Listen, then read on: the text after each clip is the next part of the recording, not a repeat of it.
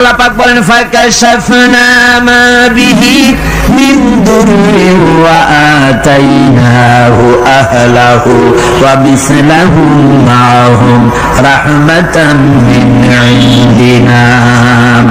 আমি তার কষ্ট দূর করে দিলাম, তার হারানো স্বাস্থ্য ফিরিয়ে দিলাম এবং তার সাথী সঙ্গীদেরকে আমার পক্ষ থেকে আমার রহমত দিয়ে তার কাছে সব আবার আমি ফিরাইয়া দিলাম। সুতরাং মুমিন ব্যক্তি কখনো হতাশ হবে না। চতুর্দিকে দেখে বিপদ আর বিপদ, এই বিপদে সে হতাশ হয় না, আশায় বুক বেঁধে থাকে। নিরাশার আধারে তুমি হে আশার নূর, যেখানে বেরোবার কোন পথ নাই সেখান থেকে পথ বের করে দেয় কে? চিল্লায় কোন কে দেয়? আমার আল্লাহ পাক। দেখেন হযরত ইউসুফ আলাইহিস সালাম হারায় গেলেন, মানে তার 11 ভাই ইউসুফ আলাইহিস সালামকে কুয়ার মধ্যে ফেলাই দিলেন। আর এসে তারা বলল যে ইউসুফ আলাইহিস সালামকে বাঘে খায়া ফেলেছে। এটা কি গল্প নাকি? এটা কোথায় আছে? কোরআন শরীফের মধ্যে আছে। ওই 11 ভাই মনে করেছিল ইউসুফ আলাইহিস সালামকে কুয়ার মধ্যে ফেলাই দিলাম, এই কুয়ার মধ্যে পচে মরবে, শেষ হয়ে যাবে। কিন্তু ওই 11 ভাই জানে না এটা কোনো কুয়া নয়, এটা হলো একটা সুড়ঙ্গ পথ, এটা হলো একটা টানেল। এক মুখে ইউসুফকে ফেলাই দিল 11 ভাই, কুয়ার আরেক মুখ থেকে আল্লাহ হযরত ইউসুফকে বের করে মিশরের সিংহাসনে বসায়া দিলেন। ওরা বোঝে না, তাই চিরকাল পাপীরা আল্লাহর বান্দাদেরকে, আল্লাহর দ্বীনের গোলামদেরকে অত্যাচার করে, মনে করে শেষ করে ভালাবো, কিন্তু শেষ আল্লাহর গোলামেরা হয় না, ওরাই শেষ হয়। নির্মূল যারা করতে চায় ওরাই নির্মূল হয়ে যায়। টিকে থাকে কে? আল্লাহর গোলামেরা। টিকে থাকে কে? আল্লাহর গোলামেরা টিকে থাকে। নির্মূলের নির্মূলই হয়ে যায় সব সময়। ঠিক কিনা কর? জোরে বলেন ঠিক কিনা? ভাইরা আমার, হযরত ইয়াকুব আলাইহিস সালাম ছেলের চিন্তায় চিন্তায় চোখ দুটো অন্ধ হয়ে গেছে, কাঁদতে কাঁদতে চোখ অন্ধ হয়ে গেছে। কিন্তু হতাশ হন নাই, কারণ হতাশ হবে কেবলমাত্র কাফেরেরা। হতাশ হয় কারা? আল্লাহ বলেছেন হতাশ হয় কাফের, ইমানদার কখনো হতাশ হয় না। হযরত ইয়াকুব আলাইহিস সালাম ছেলে হারাইয়া কি বলতেছেন শুনেন। আল্লাহ তার কথা কোরআনে কারীমের ভিতরে আল্লাহ কি সুন্দর করে উঠায় দিয়েছেন। হযরত ইয়াকুব পড়তেছেন ফাসাবরুন জামিলুন আসাল্লাহু আইয়াতিয়ানি বিহিম জামিআন ইন্নাহু হুয়াল আলিমুল হাকীম। ফাসাবরুন জামিল, ধৈর্য ধারণ করাই এখন আমার জন্য উত্তম। আমি এখন ধৈর্য ধারণ করব, হয়তো শীঘ্রই আল্লাহ আমার যাদের হারাইছি তাদের সকলকে আল্লাহ আমার কাছে ফিরিয়ে দিবেন। তিনি সুবিজ্ঞ, তিনি প্রচন্ড ক্ষমতার মালিক। আশায় বুক বেঁধে থাকলেন তিনি। আর ইউসুফ আলাইহিস সালাম আজকে প্রেসিডেন্ট। তিনি মিশরের কি? তিনি 11 ভাই গেছে সেইখানে খাবার আনার জন্য। হযরত ইউসুফ আলাইহিস সালামের চিনতে কোনো কষ্ট হয় নাই, ওরা তো চেনে নাই, কিন্তু ইউসুফ আলাইহিস সালাম চিনে ফেলেছেন। হযরত ইউসুফ কোনো প্রতিশোধ দিলেন না। হযরত ইউসুফ পরিচয় দিলেন আর বললেন ভয় পাইও না, খাদ্য তোমাদেরকে দিয়া দিব। তোমাদের ব্যাপারে আমার বক্তব্য হচ্ছে লা তাসরিবা আলাইকুমুল ইয়াউম, তোমাদের বিরুদ্ধে আমার কোনো ক্ষোভ নাই, বিদ্বেষ নাই, মাফ করে দিলাম। এই জামাটা নিয়ে যাও, আমার আব্বার জন্য এই জামাটা নিয়ে যাও। জামা নিয়ে যাচ্ছে মিশর থেকে। কোথায়? কেনান। কোথায়? মিশর। মিশর থেকে ইউসুফ আলাইহিস সালামের জামা নিয়ে ছেলেরা কেনানের দিকে যাচ্ছে। আর এদিকে হযরত ইয়াকুব বলতেছেন আমি যেন আমার নাকের ভিতরে ইউসুফের গন্ধ পেতেছি। সুবহানাল্লাহ। জামা চলে এলো, চোখের উপরে তুলে রাখলেন, আল্লাহ চোখ ভালো করে দিলেন। সুবহানাল্লাহ। ভাইরা আমার, এই জন্য যারা আল্লাহর উপরে ভরসা করে, আল্লাহর ঈমান যাদের মধ্যে এসে যায়, ঈমান বিল্লাহর বড় উপকার হলো সে হতাশ হয় না। যত বড় বিপদ হোক হতাশ হয় না। দেখেন ইউসুফ আলাইহিস সালামকে কেমন করে জুলাইখা ঘেরাও করে ফেলে দিয়েছে, দরজা বন্ধ, তালা বন্ধ, জানালা বন্ধ, সিটকানি মারা, খিল মারা, তালা দেওয়া, বেরোবার কোনো পথ নাই, চতুর্দিকে নগ্ন চিত্র। এবার জুলাইখার কুপ্রে প্রবৃত্তিকে চরিতার্থ করতে হবে, খারাপ কাজ করতে হবে, বেরোবার পথ নাই। হযরত ইউসুফ আলাইহিস সালাম তিনি জানেন দরজার সব বন্ধ, পালাবার পথ নাই, কিন্তু আল্লাহ রাব্বুল আলামিনকে তিনি ভয় করলেন। যুবক মানুষ আল্লাহ রাব্বুল আলামিনকে ভয় করলেন। রব্বুল আলামিনকে ভয় করে তিনি তালাবদ্ধ দরজার দিকে দৌড় মারলেন। রব্বুল আলামিন আপন কুদরতে সবগুলি দরজা খুলে দিলেন। ওয়া মান ইয়াত্তাকিল্লাহা ইয়াজআল লাহু মাখরাজা। যে ব্যক্তি আমার ভয় করে, আমার পথে চলতে চায়, আমি রাস্তা খুলে দেই। সুবহানাল্লাহ। সুতরাং ইমানে বুক বাঁধো জওয়ানেরা, তরুণেরা, হতাশ হওয়ার কোনো কারণ নাই, আশায় বুক বেঁধে থাকো। আপনারা বলেন এই পৃথিবীতে ইউনূস আলাইহিস সালাম যে বিপদে পড়ছিলেন, এর চাইতে বড় বিপদ পৃথিবীতে কিছু হতে পারে? আপনাদের চিন্তা বুঝি পারে? এই দিকের লোকেরা কথাই কয় না উঠে। কি বলেন পারে? এত বড় বিপদ চিন্তাও করা যায়। কোরআনে কারীমের মধ্যে আল্লাহ রাব্বুল আলামিন বলেন ওয়াযান্নুন إذ ذهب مغاضبا فظن أن لن نقدر عليه। ইউনূস আলাইহিস সালামকে যখন মাছে ঘিরে ফেলে দিল, মাছ এবার পানির অতল তলদেশে চলে গেছে। মাছের পেটের ভিতরে দরজা নাই, জানালা নাই, ছিদ্র নাই, পালাবার কোনো পথ নাই। আছে? আছে? فنادى في الظلمات أن لا إله إلا أنت سبحانك إني كنت من الظالمين। জানেন নাই দোয়া পড়েন সবাই, লা ইলাহা ইল্লা আনতা সুবহানাকা ইন্নী কুনতু মিনাজ জালিমিন।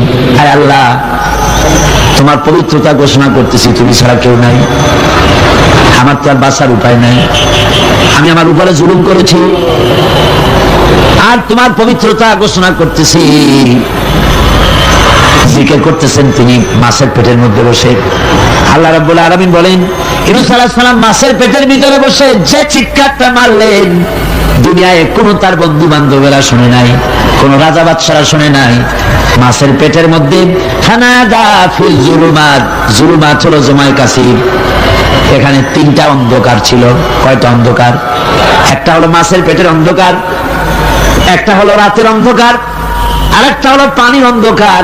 ত্রিবিধ অন্ধকারের ভিতর থেকে ইউনূস আলাইহিস সালাম হতাশ হয়ে যান নাই, তিনি চিৎকার মেরে আল্লাহরে ডাক দিলেন। আল্লাহ কয় আমি ডাক শুনছি, কেউ তোমার ডাক শুনে নাই, আমি তোমার আরশের মালিক, আমি আল্লাহ শুনতে পেয়েছি, শুধু শুনি নাই, জবাবও দিয়া দিলাম। فاستجبنا له ونجيناه من الغم وكذلك ننجي المؤمنين। পড়েন না সবাই, فاستجبنا له ونجيناه من الغم وكذلك ننجي المؤمنين। আমি আল্লাহ পাক বলেন আমি ইউনূসের ডাক শুনলাম, ডাকে জবাব দিয়া দিলাম, আর মাছের পেটের ভিতরে বেদনার সৃষ্টি করে দিলাম। মাছ এবার ভেসে উঠলো। মাছের আর এখন কোন উপায় নাই বমি করা ছাড়া। মাছ কিনারায় চলে এলো, ইউনূসকে বমি করে ফেলে দিল। আল্লাহ কয় শোনো দুনিয়ার মানুষেরা, শুধু ইউনূস আলাইহিস সালামকে নয়, ওয়া কাযালিকা, এইভাবে করে আমার মুমিন বান্দারা যদি বিপদে পড়ে আর আমারে ডাকে, আমি রব্বুল আলামিন এইরকম বিপদ দিয়া বাঁচায়া দেব। বিপদ থেকে বাঁচাবেন কে? সুতরাং গতকালকের মতো আবারও বলি, বিপদ আসতে পারে মুসলমানেরা মাজারে দৌড়ায় বেশি। কন নাউযুবিল্লাহ, জোরে কন নাউযুবিল্লাহ। বিপদ আসে আর মাজারে চলে যায়, যাইয়া সেখানে কাঁদবে, মাজারের উপরে মাথা ঘা দিতে থাকে, পয়সা দেয়, মুনাজাত করে, কাঁদতে থাকে, মাজারওয়ালার কাছে বিপদ মুক্তি চায়। নাউযুবিল্লাহ পড়ে, আবারও কন নাউযুবিল্লাহ। বিশ্বাস করুন আমার ভাইরা বিশ্বাস করুন, আল্লাহর কোরআন আমার হাতে, মাজারওয়ালার কাছে কানলে পড়ে ওই মাজারে যিনি শুয়ে আছেন, আল্লাহর কসম তার কোনো ক্ষমতা নাই আপনাকে বিপদ থেকে বাঁচাতে পারে। আছে ক্ষমতা? জোরে বলেন আছে? বিপদ থেকে বাঁচাবে কে? কে বাঁচাবে? আল্লাহ। আপনারা টাকা দেন আর ওই টাকাগুলি ওইখানে মাজারে বসা জনমের খাওয়া খায় মাজারের পাহারাদার এক শ্রেণীর পান্ডারা। টাকাগুলা মাথায় দেখবেন মাজার কেন্দ্র করে লাল লাল চাদর গায়, তারপরে চট, মাথায় জট, দাড়িতে জট, দাড়িতে জট আর মোষ। হাইরে মোষ! 6টা টর্চ লাইট দিয়েও যদি আপনি খোঁজেন মুখ তালাশ করে পাবেন না, এত মোষ। সমানে গাঁজা খায় আপনার পয়সা দিয়ে, ধর্মের নামের ব্যবসা করে। যাই দেখেন মাজার গুলো, প্রত্যেকটা মাজারে 5টা 10টা লোক বসা আছে। ঘাট ধরে বের করে দাও। আর বাবা মাজারে বসে আছো কেন? মসজিদে যাও। কোথায় যাবে? কোথায় যাবে? মসজিদে। আল্লাহর শোনো, আল্লাহর ওলিদের মাজার ঘেরাও করে রেখে দাও, যত্ন করে রেখে দাও। গরু, ছাগল, ভেড়া, হাবিজাবি কিছু যেন যেতে না পারে, যত্ন করে রাখো, সম্মান দিয়ে রাখো। কিন্তু তোমার ওখানে পাহারা দিতে বলছে কে? তুমি ওখানে বসে থাকো কেন? গুড় যেখানে পিঁপড়া সেখানে। পয়সা দেওয়া বন্ধ করে একটারও পাবেন না ওখানে, ঠিক কিনা? সব ধান্দাবাজ পয়সার লোভে ওখানে বসে থাকে, গাঁজা খায়, মদ খায়, নামাজ পড়ে না। আর আপনার টাকা দিয়া খোঁজ নিয়ে দেখেন মাজারের মুতল্লি যত আছে সব বাসের মালিক, ট্রাকের মালিক, কোটি কোটি টাকার ব্যবসা করে। সুতরাং এগুলি ছাড়েন, এই ধান্দাবাজি বন্ধ করুন। মাজারের সাথে কোনো সম্পর্ক নাই। মুসলমানের সম্পর্ক কেবল মসজিদের সাথে। কিসের সাথে? মসজিদের সাথে সম্পর্ক করে। আমার বন্ধুগণ, বিপদ আসলে পরে কবরের কাছে যাওয়া নয়, বিপদ আসলে পরে মসজিদে যান, 2 রাকাত কাজায়ে হাজাতের নামাজ পড়েন। রাসূলুল্লাহ পড়েছেন, কাজায়ে হাজাতের নামাজ পড়েন, সিজদায় পড়ে গিয়ে আল্লাহর কাছে কাঁদেন, আপনার বিপদ আল্লাহ রব্বুল আলামিন দূর করে দিবেন। আরে এমন আল্লাহরে থুইয়া কি যে বলবো, মানুষের যে কি হয়েছে। আমি সিলেটে দেখেছি শাহজালাল রহমতুল্লাহ আলাইহি, আল্লাহর ওলি, শাহ আমানত আল্লাহর ওলি, শাহ মাহদুম আল্লাহর ওলি। এই ওলিরা কোনদিন বলে যায় নাই যে আমার মাজারে পাহারা দিয়ে তোমরা টাকা আদায় করো। বলছে কেউ? শাহজালাল রহমতুল্লাহ আলাইহির মিশন কি ছিল? আর এই পাগলেরা করে কি? হযরত শাহজালালের তরবারি আজও আছে। আমি তরবারি দেখেছি, দোধারি তরবারি হাতে নিয়ে এসেছেন। এক হাতে ছিল তরবারি আর এক হাতে ছিল আল্লাহর কোরআন। যখন সিলেটে ঢুকলেন, গৌর গোবিন্দ তার সব তিনি আজান দেওয়ালেন। আজান শোনা মাত্র মূর্তিগুলো কাঁপতে লাগলো। গৌর গোবিন্দের কলিজার গলার কাছে চলে আসছে, জিজ্ঞেস করছে ব্যাপারটা কি, এরকম হচ্ছে কেন? জ্যোতিষীরা বলল জবন এসেছে, মেলেচ্ছ এসেছে, আর উপায় নাই। শাহজালাল রহমতুল্লাহ আলাইহি তিনি বসলেন গেটের কাছে, এবার সব পালাচ্ছে। গৌর গোবিন্দ বলল সাপুরিয়াদের দেখে যে আমারে একটা বাক্সের মধ্যে ভরিয়া সাপ বলে চালাই দিও, আমি সামনে পড়তে চাই না। ভয়তে কলিজা গলার কাছে চলে আসছে শুধু আজান শুনে। এরপরে লোক সব চলে যাচ্ছে, উনি দেখতেছেন যাও যাও যাচ্ছে সব। তারপরে ঝুড়িতে করে যাচ্ছে সাপুরিয়ারা, তোমাদের এর মধ্যে কি সাপ? যাও যাও যাও। এরপরে বড় একটা বাক্স, ওইটার মধ্যে কি? কাজে হুজুর আমরা সাপ খেলা দেখি, এর মধ্যে সাপ। নামাও, আমি সাপ খেলা দেখবো, নামাও। এরপরে বাক্স খুলছে, দেখে যে আসল সাপ বাই হয়েছে। গোবিন্দ বলল যে আমার রাজত্ব ছেড়ে দিলাম, আমার জানে বাঁচা। শাহজালাল রহমতুল্লাহ আলাইহি বললেন আমি তো মারতে আসি নাই, আমি তো হত্যাকাণ্ড করতে আসি নাই, আল্লাহর দ্বীনকে নিয়ে এসেছি। তিনি ক্ষমা করে দিলেন। সেই শাহজালাল রহমতুল্লাহ আলাইহির মাজারে লোকেরা বিভিন্ন জায়গা দিয়ে যায়, বাস ভরে ভরে যায়, যাইয়া সাগরের উপরে যাইয়া মাথা ঘা দিতে থাকে আর কামতে থাকে। কতগুলো গজাল মাছ আছে, বিরাট বিরাট গজাল, গায়ে সাদলা পড়ে গেছে, দেখলে মনে হয় যেন রিটায়ার্ড অফিসার, এরকম মোটা। ওগুলারে মুড়ি খাওয়া, কলিজা খাওয়া। একটা কুয়া আছে, পানি এত পচা, কয় যে এইটার আর এক মুখ হলো জমজমের সাথে মিশানো। নাউজুবিল্লাহ। হায়রে মানুষ, মুসলমানের আকীদা হয় এত খারাপ, আকীদা বদতর হয়ে গিয়েছে। এগুলি ধর্মের নামের ব্যবসা, এগুলি জোরে বলেন কি? এই ব্যবসা বন্ধ করতে হবে, এই ব্যবসা বন্ধ করতে হবে। এরা ধর্মের নামের লুটেরা, চাদর দিয়ে, আগরবাতি দিয়ে, মোমবাতি দিয়ে, সেজদা দিয়ে মুশরিক হয়ে যাচ্ছে, ইসলাম থেকে খারিজ হয়ে যাচ্ছে। আমার কাছে রিপোর্ট এসেছে, প্রচন্ড ভিড়ে মানুষের কষ্ট হচ্ছে, তো কি করা যাবে? আমি বললাম ভিড়, আর আপনারা যদি ভিড় দেখতে চান তাহলে তো সব লোক দাঁড়ায় যাবে, আপনাদের তো দেখার দরকার নেই। একটু চেপে চেপে বসেন আর জোরে সোরে জিকির করেন, লা ইলাহা ইল্লাল্লাহ, লা ইলাহা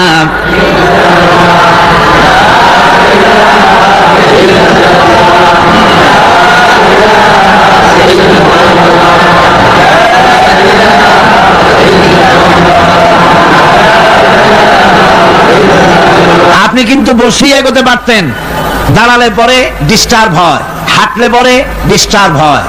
নিজের কপালটারে খারাপ করেন না, এত সুন্দর আল্লাহর কথা শোনা থেকে নিজেকে মাহরুম করতে চেষ্টা করেন না। নিজেও শোনেন, অপরকেও শুনতে দেন। বসেন, মাজা ব্যথা করবে না, আল্লাহ মাজা ব্যথা ভালো বানায় দেবে যত সময় বসবেন। কোন আলহামদুলিল্লাহ। আপনারা বসছেন যে জায়গাটায়, এটা বেহেশতের টুকরা। এটা কি? এটা প্যারেড ময়দান নয়। মাজালিসুল ইলম হিয়া রাউযাতুম মিন রিয়াদিল জান্নাহ। হযরত আলী বলেছেন, যেখানে ইলম চর্চা হয়, কোরআন আলোচনা হয়, হাদিস আলোচনা হয়, সেটা কোনো সাধারণ জায়গা না, সেটা জান্নাতের টুকরা হয়ে যায়। যেরকম সুবহানাল্লাহ। কাজে বেহেশত থেকে শয়তানের জন্য বাইর করিয়া না দেয়, সতর্ক থাকেন। শয়তান কি চায় যে আপনি সারাক্ষণ শোনেন? কি কোন চায়? চায় না। শয়তানের খপ্পরে পড়েন না, বসেন আর শোনেন। ইমানদার যখন বিপদে জর্জরিত হতে থাকে তখন সে ভেঙে পড়ে না, তখন অন্ধকারের, বিপদের অন্ধকার বিদীর্ণ করে আলোর এক প্রভা তার চোখের সামনে উদ্ভাসিত হয়ে ওঠে। সেটা কি? সেটা হলো আল্লাহ রাব্বুল আলামিনের বাণী, فإن مع العسر يسرا إن مع العسر يسرا।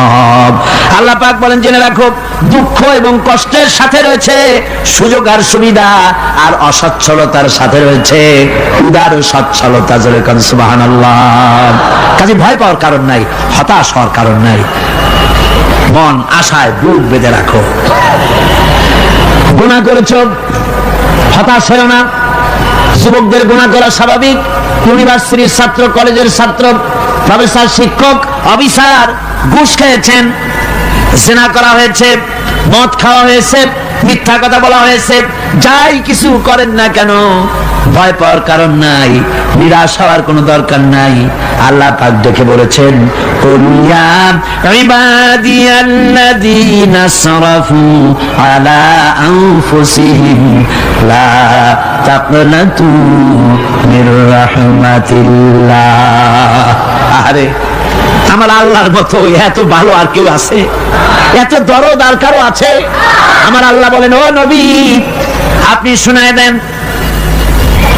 হে আল্লাহর বান্দারা, তোমরা যারা নিজেদের উপরে বাড়াবাড়ি করেছো, নিজেদের উপরে জুলুম করেছো, অত্যাচার করেছো, আমি আল্লাহর রহমত থেকে নিরাশ হয়ে যেও না।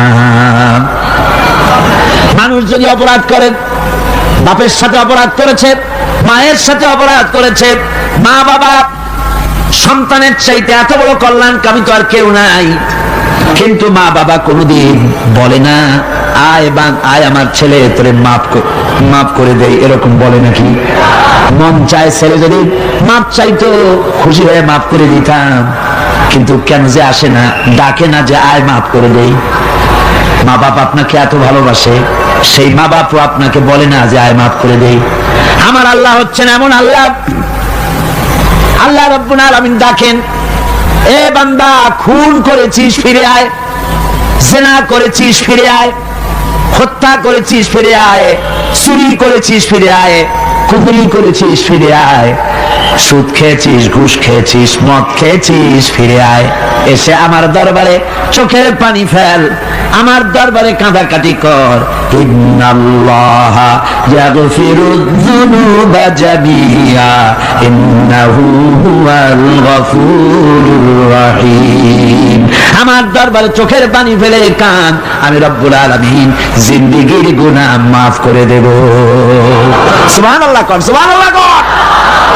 আমার কাছে কান, চোখের পানি ফেল।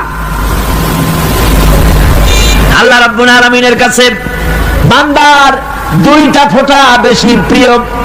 একটা হলো জিহাদের ময়দানে যে রক্ত ফোঁটা দেওয়া হয়, এটা আল্লাহর কাছে প্রিয়। আর আল্লাহর ভয়তে গুনার জন্য লজ্জা করে, অনুশোচনা করে বান্দা যখন চোখের পানি ছেড়ে দেয়, আল্লাহর কাছে এটা অত্যন্ত প্রিয়। নবীজি বলেছেন, বান্দা যখন গুনার ভয়তে, আল্লাহর ভয়তে, জাহান্নামের ভয়তে অনুশোচনা করে যখন চোখ দিয়ে পানি ছেড়ে দেয়, ওই চোখের পানি নাকের অর্ধেক আসতে না আসতে আল্লাহ রাব্বুল আলামিন বান্দারে মাফ করে দেন। আল্লাহ বরদাস্ত করতে পারেন না যে বান্দা কান্দে। আমার ভাইরা, আল্লাহ রহমত, এই পৃথিবীতে আল্লাহর রহমতকে 100 ভাগ করা হয়েছে। আল্লাহ রহমতের কত ভাগ? এই 100 ভাগের 1 ভাগ সারা পৃথিবীতে ছড়াই দেওয়া হয়েছে। আর 99 ভাগ কার কাছে? আল্লাহর কাছে।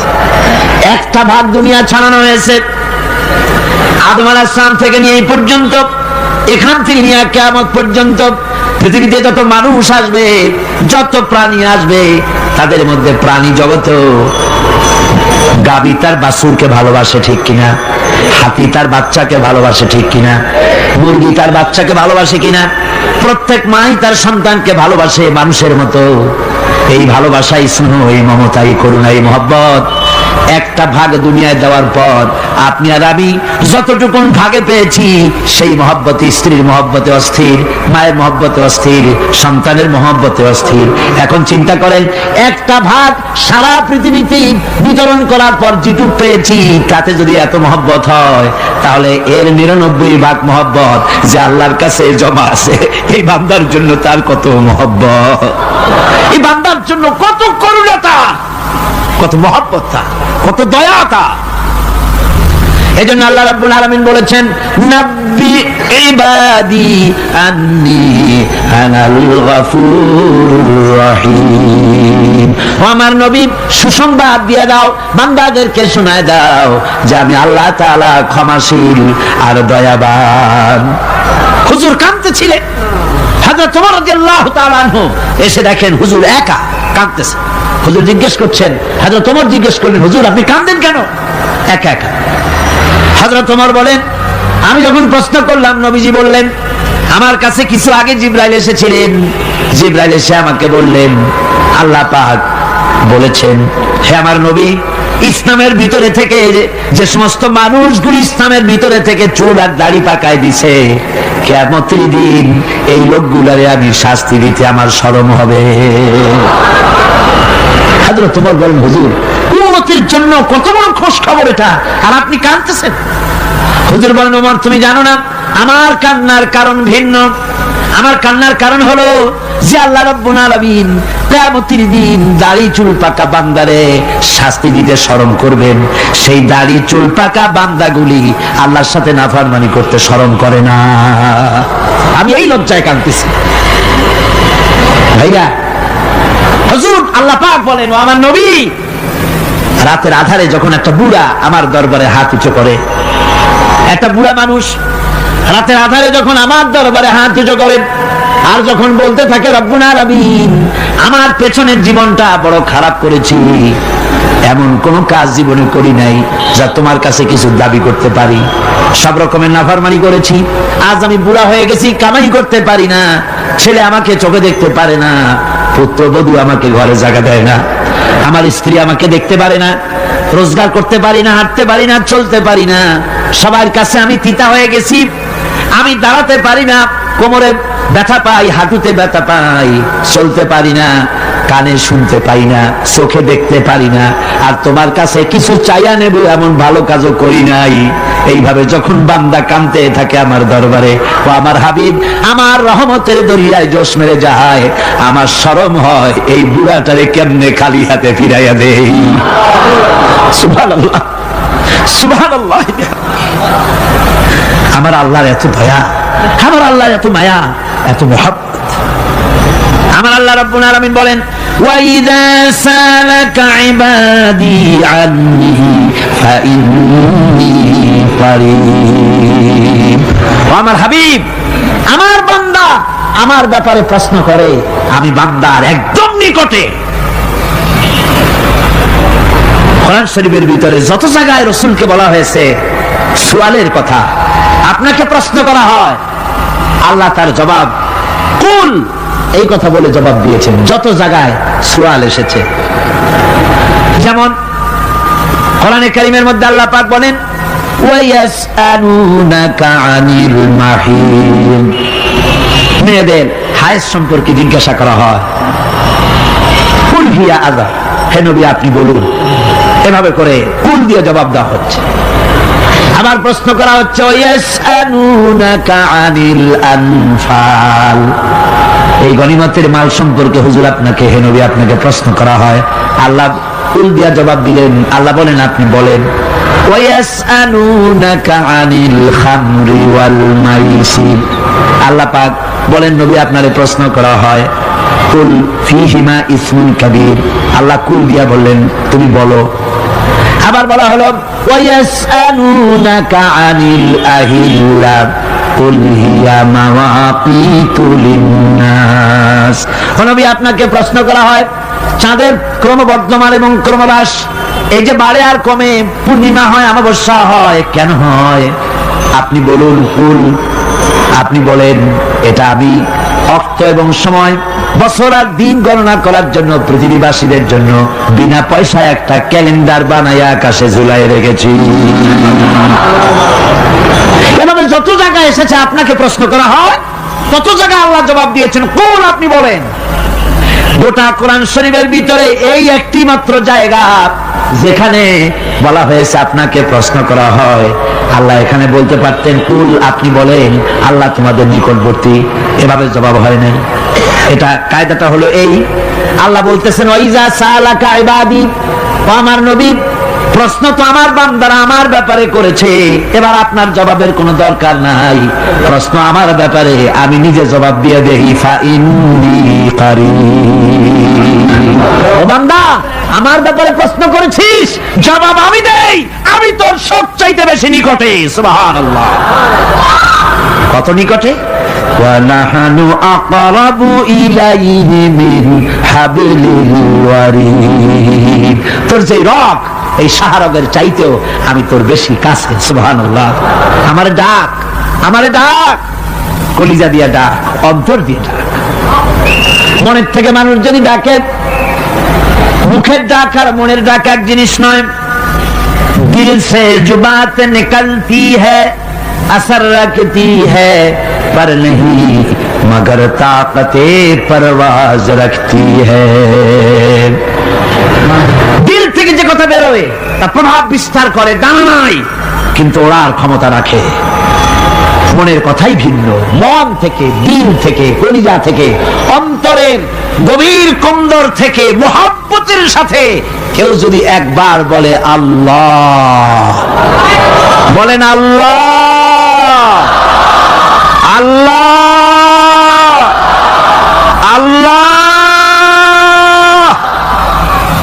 আল্লাহ রাব্বুল আলামিন বলেন অন্তরের অন্তঃস্থল থেকে একটি বার যদি বান্দা বলেন আল্লাহ, আল্লাহ বলেন 70 বার সাড়া দিয়া জিজ্ঞেস করি, বান্দা কি চাও, আমি তোমার কাছে আছি। সুবহানাল্লাহ, আমি তোর একদম কাছে, কি চাস বল, বল আমার কাছে। এমন দয়াবান, এমন মেহেরবান, এমন আল্লাহ আমাদের। সে আল্লাহ রাব্বুল আলামিন তিনি বলছেন وقال ربكم ادعوني আস্তাজিব লাকুম, তোমাদের রব বলেছেন আমারে ডাকো, আমি আল্লাহ ডাকের সাড়া দিয়া দেব। সুবহানাল্লাহ। কারে ডাকতে হবে? কারে ডাকতে হবে? এই বিশাল জনসমুদ্র একযোগে চিল্লা কোন কারে ডাকতে হবে? কোন পীর সাহেবকে নয়, আল্লাহর কসম কোন খাজা বাবাকে নয়, ডাকতে হবে কারে? চিল্লা এখন কারে? ওয়াকালা রাব্বুকুম উদউনি, তোমার রব তোমাকে বলতেছে আমারে ডাকো, আস্তাজিব লাকুম, আমারে ডাকবে আমি সাড়া দিয়ে দেব। সুবহানাল্লাহ। আল্লাহকে ডাকেন। কি চাই আপনার বলেন, কি চাই? আল্লাহর কাছে চান, আল্লাহ দিয়ে দিবেন। যাওয়ার জায়গা আল্লাহর কাছে চাইবেন, আল্লাহ দিবেন। দেওয়ার জায়গা, চাওয়ার জায়গা হলো সেজদায় পড়ে যাবেন। আমার ভাইয়েরা জায়গাটা চিনাই দিলাম। মাজারে যাওয়া লাগবে না, কবরে যাওয়া লাগবে না।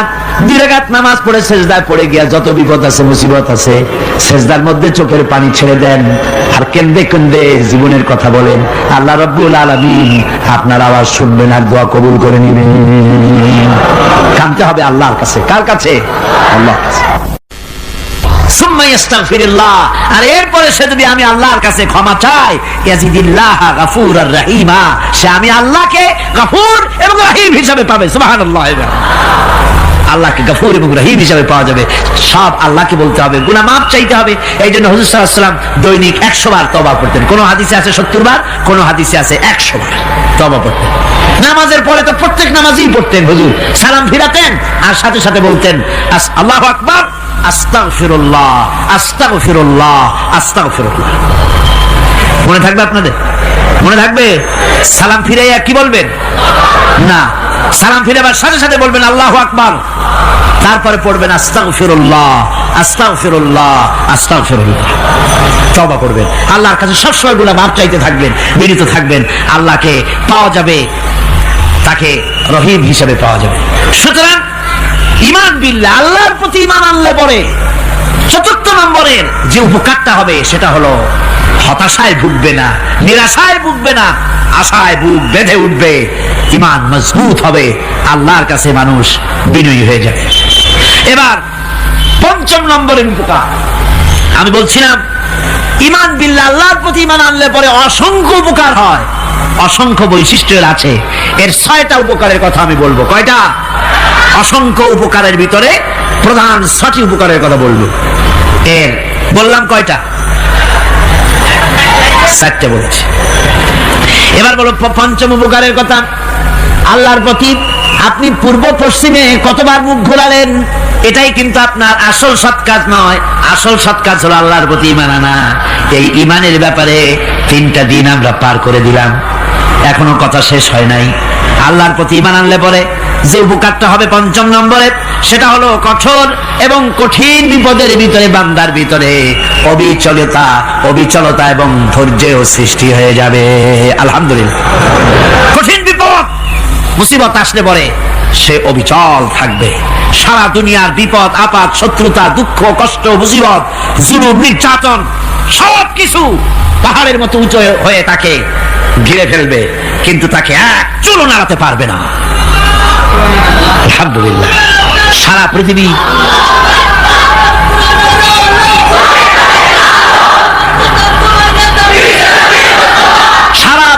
একদিকে আর সে একা একদিকে থাকবে। বিরোধিতা তো হবেই, বিপদ তো আসবেই। কবি বলতেছেন সাথে জাকা রহা হ্যায় अज़ल से ता इमरोज सते जाका रहा है अज़ल से ता इमरोज चरागे मुस्तफावी से शरारे बुल हबीस। সে আবহমান কাল থেকে শুরু করে মুস্তাফা সাল্লাল্লাহু আলাইহি ওয়াসাল্লামের দীপ শিখার সাথে আবু জাহেল, আবু লাহাবের অগ্নিস্ফুলিঙ্গের টক্কর লেগেই আছে। রাসূলুল্লাহর আল্লাহর দেওয়া এই বিধান, এই দ্বীনের বাতিটা টিম টিম করে চলেছে। আর গর্কি, টর্নেডো, হাজার হাজার মাইল বেগে হেরিকেন এসেছে, গর্কি এসেছে, টর্নেডো এসেছে, টাইফুন এসেছে, কিন্তু এই আলো নিবাইতে পারে নাই। সুবহানাল্লাহ। এই আলো নিবাতে পারে নাই। এই শত্রুতা চিরকালের, নিবাতে পারবে না। কারণ হচ্ছে আল্লাহ রাব্বুল আলামিন বলেছেন ইউরিদুনা লিইউতফিউ নূরাল্লাহি বিআফওয়াহিহিম ওয়াল্লাহু মুতিম্মু নূরিহি ওয়ালাউ কারিহাল কাফিরুন। ওরা চায় মুখের ফু দিয়ে আমার আলোকে নিভিয়ে দেবে, কিন্তু আমি আমার আলোকে পূর্ণতা দান করব। তাতে কাফের বেঈমানদের কলিজায় যত জ্বালা যন্ত্রণা হোক, আমার দিন কেউ মিটাই দিতে পারবে না। সুবহানাল্লাহ। সুতরাং বিপদে অবিচলতা আসবে, সে অটল হবে, মজবুত হবে। কোরআনে কারীম বলতেছে, ওয়া কাযালিকা জাআলনা লিকুল্লি নাবিয়্যিন আদুওয়াম মিনাল মুজরিমিন। এই পৃথিবীতে এমনি করে আমি সকল নবীদের শত্রু বানিয়েছি, সব পাপিষ্ঠ অপরাধীদেরকে। নবীদের সাথে বিরোধিতা করেছে কারা? পাপিষ্ঠরা, অপরাধীরা। আজও খুঁজে দেখেন, আজও ইসলামী আন্দোলনের বিরোধিতা যারা করে সবগুলি কি পাপিষ্ঠ? সত্য কিনা কর? ইসলামী আন্দোলনের বিরোধিতা যারা করে হিসাব করে চোখ দিয়ে তাকায় দেখেন, খুঁজে দেখেন তাদের নামগুলি। মদখোর, জিনাকার, বদমাশ, চোর, হাইজাকার, বেনামাজি, লুটেরা, মিথ্যাবাদী, সবচাইতে সমাজের নিকৃষ্ট লোকগুলি ইসলামের বিরোধিতা করে।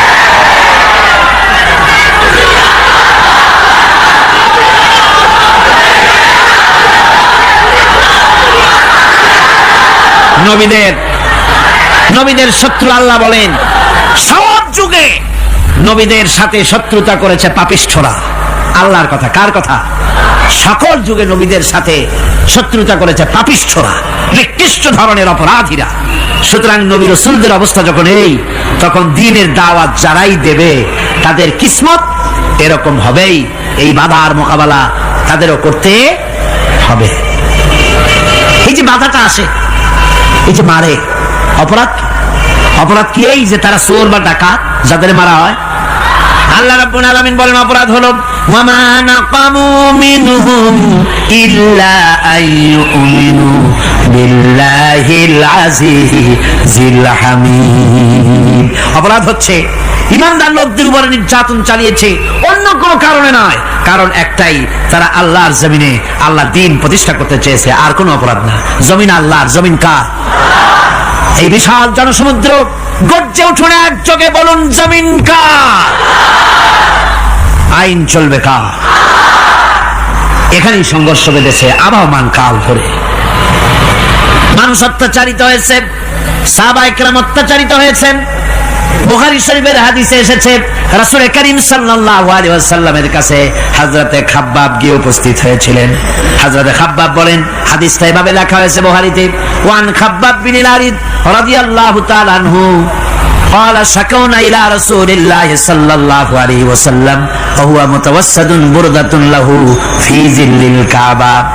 রাসূলুল্লাহর কাছে গেলাম, কাবা শরীফের কাছে গিয়ে দেখি নবীজি একটা চাদর গায়ে দিয়ে তিনি আরাম ফরমাচ্ছিলেন কাবা শরীফের ছায়ায়। সেখানে গিয়ে বললাম, আলা তাস্তানসিরু লানা আলা তাদউ লানা ইয়া রাসূলুল্লাহ, হে আল্লাহর রাসূল, আপনি কি আমাদের জন্য আল্লাহর কাছে দোয়া চাইবেন না? আপনি কি আল্লাহর কাছে আমাদের জন্য সাহায্য চাইবেন না? আমাদের লোকগুলিকে, মুসলমানগুলিকে মারতে মারতে তো শেষ করে ফেলে দিল। তারা আমাদের সুমাইয়াকে মারলো, আমাদের খাব্বাবকে উটের সাথে পায়ের দড়ি লাগায় টানলো, আমাদের খোবায়েবকে তারা আগুনের উপরে চিৎ করে শোয়ায় রাখলো, না খায় রাখতেছে, মারতেছে। কষ্টে তো শেষ হয়ে গেলাম। হুজুর, আপনি কি আমাদের জন্য দোয়া করবেন না? হাদিস শরীফে এসেছে, নবীজি উঠে বসলেন সোজা হয়ে। নবীজি বলেন, ও আমার সাহাবী, ও খাব্বাব, শোনো, তোমাদের আগে এই পৃথিবীতে যারা দ্বীনের দাওয়াত দিতে এসেছিলেন তাদেরকে সমকালীন রাষ্ট্র শক্তি, সমাজ শক্তি তাদেরকে ধরত। ফায়ুখাজুর রাজুলো, তাদেরকে তারা ধরত। ফায়ুফারু লাহু ফিল আরদ, আর তার জন্য জমিনের ভিতরে কবর বানাইতো। ওই কবর ফায়ুজালু ফিহা, ওই কবরের ভিতরে তাকে কোমর পর্যন্ত গেড়ে দিত। সুম্মা ইউতা বিল মানশার, এরপরে করাত আনতো। ফায়ুদাউ আলা রাসিহি, এরপরে ওই করাত তার মাথার উপরে রাখতো। ফায়ুজালু নিসফাইন, এরপরে করাত দিয়া চিরে জীবিত মানুষটারে দ্বিখণ্ডিত করে ফেলে দিত। মা ইয়াসুদ্দুহু যালিকা আন দীনিহি, ও আমার খাব্বাব, এত কষ্ট দেওয়ার পরেও সেই যুগের কোন মুসলমানকে, দ্বীনের দায়ীদেরকে আল্লাহ দ্বীন থেকে এক চুলো তারা সরাই দিতে পারে নাই, এক চুলো সরাতে পারে নাই। ওয়াল্লাহি ও খাব্বাব, আমি আমার আল্লাহর নামে কসম করে বলছি, লা ইউতাম্মান্নাল্লাহু হাযাল আমরা হাত্তা ইয়াসিরা আর-রাকিবু মিন সানা ইলা হাযাল মাউত। আমি কসম করে বলি, আল্লাহ রাব্বুল আলামিনের এই সানা থেকে হাজারামাত পর্যন্ত লোকেরা যাতায়াত করবে, সুন্দরী রমণীরা গমন করবে, সদাগরেরা যাতায়াত করবে, টাকা নিয়ে পয়সা নিয়ে যাতায়াত করবে। তাদের মনের মধ্যে লুটের ভয়, টাকার ভয়, চুরির ভয়, ডাকাতির ভয়, জেনার ভয়, হত্যার ভয়, ধর্ষণের ভয়, কোনো ভয় থাকবে না। লা ইয়াখাফু ইল্লাল্লাহ, আল্লাহ ছাড়া কোনো ভয় থাকবে না। এমন একটা সমাজ, এমন একটা সময় আসবে, ওয়ালাকিন্নাকুম তাস্তাজিলুন, অথচ খুব তাড়াহুড়ো তোমরা করতেছো। তাড়াহুড়ো করো না, সময় আসবে ইনশাআল্লাহ। আর সে সময় আসছিল মদিনায়, আসে নাই? আসে নাই?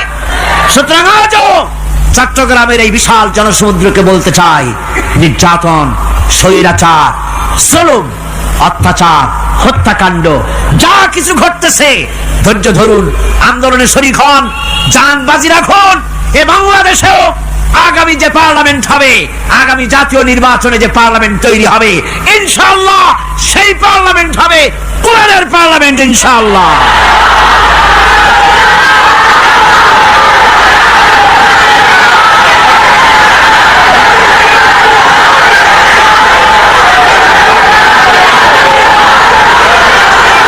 আমার ভাইয়েরা, আমার বন্ধুগণ, কঠিন বিপদে অবিচলতা এবং ধৈর্যের দৃষ্টান্ত রেখে গেছেন আম্বিয়া আলাইহিমুস সালাম। সুবহানাল্লাহ।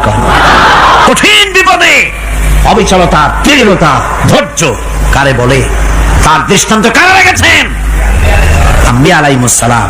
ওনারাই আমাদের আদর্শ, নবীরাই আদর্শ। সাহাবায়ে কেরাম রিদওয়ানুল্লাহ তাআলা আলাইহিম আজমাইন আমাদের আদর্শ। ভাইরা আমার, মুসা আলাইহিস সালামকে ফেরাউন যখন ঘিরে ফেলে দিল, কোরআনের সব কথা গল্প গুজবার ইতিহাসের জন্য লেখা হয় নাই। কোরআনের মধ্যে যা লেখা হয়েছে সব বান্দাদের উপদেশের জন্য, যাতে করে লোকেরা চিরটা কাল এর থেকে উপদেশ নিয়ে নিজেদের তৈরি করতে পারে। জোরে বলেন সুবহানাল্লাহ। মুসা আলাইহিস সালামের কথা আল্লাহ বলেন, ফেরাউন তাকে ঘিরে ফেলে দিল, পালাবার রাস্তা নাই। ফালাম্মা تراءى الجمعان قال أصحاب موسى إنا لمدركون। মুসা আলাইহিস সালামের উম্মতরা বললেন, হে মুসা, পাকড়াও হয়ে গেছি, পালাবার রাস্তা নাই। তিন দিক থেকে আমাদেরকে ঘেরাও করেছে ফেরাউনের শক্তি। সামনে কি? দরিয়া, আর তিন দিকে কি? ঘেরাও আন্দোলন। পালাবার পথ নাই, পালাবার পথ নাই। সারাশি আক্রমণ, ঘেরাও আন্দোলন। এই যে ঘেরাওটাও তো আজকে নতুন নাই, ঘেরাও আসছে অনেক আগের থেকে। আসলে কথা বুঝতে পারছেন? মাইক না থাকলে আমি কি করবো কোন? আজকে এরকম হচ্ছে কেন? আগামীকাল ঠিক হবে ইনশাআল্লাহ, রাগ করেন না। গান হচ্ছে, বসেন বসেন। শয়তান ঢুকছে মাইকের মধ্যে।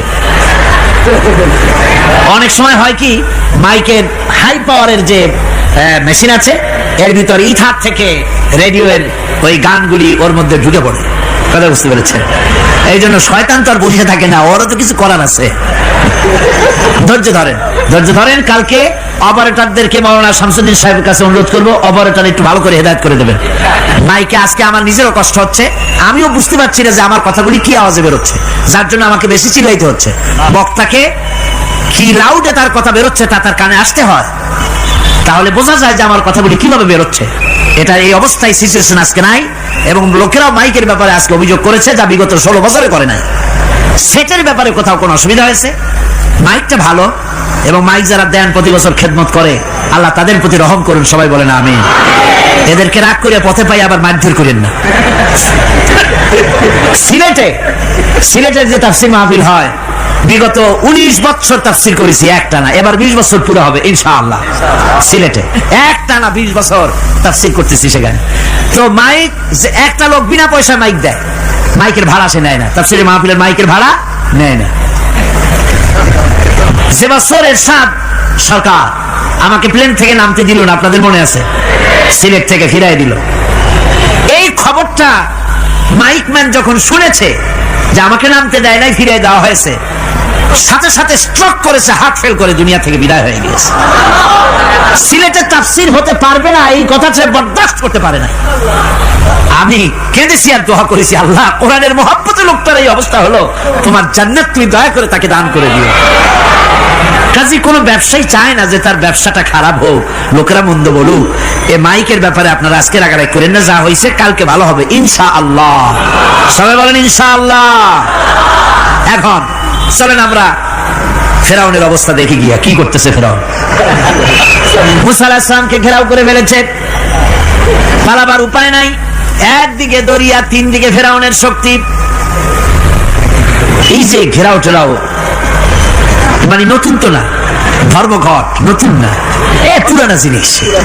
এই পৃথিবীতে সর্বপ্রথম ধর্মঘট কিসের উপরে হয়েছে জানেন? এই পৃথিবীর প্রথম ধর্মঘট হয়েছে পেঁয়াজ, রসুন আর ডাইলের উপরে।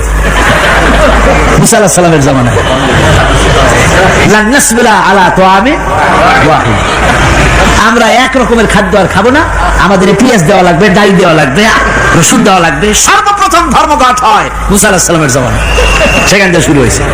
কিন্তু মশাল মিছিল যে আসলো কই থেকে, এইটা আমি খুঁজে পাইনি। পরে প্রত্যেকটা জিনিসের ইতিহাস আছে, আমি খুঁজতে খুঁজতে পেলাম। আমি জানি না এর ইতিহাস মূলে কোথায়, কিন্তু আমি যতদূর খুঁজে পাইছি সেটা হলো মশাল মিছিলের আবিষ্কার হয়েছে লঙ্কায় রাবণের সময়। হনুমানের লেজে আগুন দিয়া তারপরে লঙ্কা কাণ্ড ঘষালো, নামই আছে লঙ্কা কাণ্ড। হনুমানের লেজে আগুন দিয়ে রাবণ যে লঙ্কায় মশাল মিছিল করেছিল হনুমানদের দিয়া, ওই হনুমানের ওই সিস্টেমটা এখনো আমাদের দেশে চালু আছে। এইটা আসলে কোন ভদ্রলোকের এই মিছিল হওয়া উচিত না। আগুন নিয়ে কিসের মিছিল? আগুন হলো জাহান্নামের প্রতীক।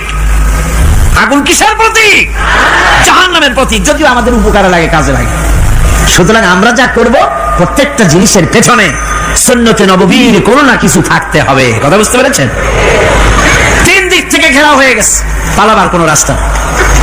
হযরতে মুসা আলাইহিস সালামের কাছে উম্মতেরা বললেন, পালাবার তো কোনো পথ নাই, এখন উপায়টা কি? আমাদের তো আর উপায় নাই। মুসা আলাইহিস সালাম দেখেন বিপদে পড়ে গেছেন, কিন্তু ধৈর্য হারান নাই, ভয় পান নাই। ভয় পাইছিলেন? ভয় পেয়েছেন? প্রশ্নই ওঠে না। মুসা আলাইহিস সালাম আল্লাহ পাক যাদেরকে বলেছেন উলুল আযম রাসূল, যাদের বলেছেন তার মধ্যে হযরত মুসা একজন উলুল আযম পয়গম্বর। সাত্তিকানি কথা না, আল্লাহ কথা বলছেন তার সাথে, কালিমুল্লাহ তিনি। সুবহানাল্লাহ। মুসা আলাইহিস সালাম শোনালেন, কাল্লা ইন্না মাইয়া রাব্বি সায়াহদিন। কখনো নয়, আমার উম্মতেরা ভয় পেও না, আমার রব অবশ্যই আমাকে পথ দেখাবে। সুবহানাল্লাহ।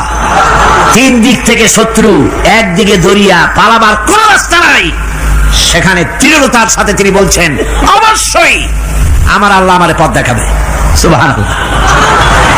নবীরা এই দৃঢ়তা দেখিয়েছেন, অবিচলতা দেখাইছেন। আল্লাহ পাক মুসা আলাইহিস সালাম যখন এই দৃঢ়তা দেখালেন, এই অবিচলতা দেখালেন, সঙ্গে সঙ্গে জিবরাইল এসে হাজির হয়ে গেলেন। আল্লাহ পাক বলেন, ফাআওহাইনা ইলা মূসা আন আদরিব বিআসাকাল বাহরা ফানফালাকা ফাকানা কুল্লু ফিরকিন কাত্তাউদিল আযীম। মুসা আলাইহিস সালামকে আমি ওহী নাযিল করলাম, তাকে বললাম হাতে যে লাঠি আছে, এই লাঠি দিয়ে আঘাত করো দরিয়ার উপরে। দরিয়ার উপরে আঘাত করলেন, একটা রাস্তা হয় নাই, 12টা রাস্তা তৈরি হয়ে গেল। আর দেওয়ালগুলা পাহাড়ের মতো উঁচা হয়ে গেল। দরিয়ার ভিতরে পাহাড়ের মতো উঁচা, মজবুত 12টা রাস্তা। এবার মুসা আলাইহিস সালাম তার দলবল নিয়ে চললেন। আল্লাহ রাব্বুল আলামিন বলেন, ওয়া আনজাইনা মূসা ওয়া মান মাআহু আজমাইন। মুসা এবং তার সাথী সঙ্গীদেরকে আমি পার করে দিলাম। মুসা আলাইহিস সালাম এবং তার সাথী সঙ্গী নিয়ে যখন দরিয়ার মাঝখানে আসছে, ফেরাউন তার দলবল নিয়ে এসে গেছে। আসে দেখে নদীর মধ্যে রাস্তা। বাবা, উচ্চ কায়দা। ও মনে করছে ওর বাজানে তৈরি করা ডিস্ট্রিক্ট বোর্ডের রাস্তা। ওর লোকজন নিয়ে নেমে গেছে দরিয়ার ভিতরে, ও আসছে মাঝখানে, মুসা আলাইহিস সালাম চলে গেছেন ওপার, দরিয়া পার। মাঝখানে যখন এসে গেল, আল্লাহ রাব্বুল আলামিন পানিকে অর্ডার করলেন কুন। আল্লাহ তো বটন টেপা লাগে না, মুখ দিয়া কোনো হুকুম করা লাগে না, শুধু বলেন কুন। যে ব্যাপারে কুন বলেন ফায়াকুন, সাথে সাথে হয়ে যায়।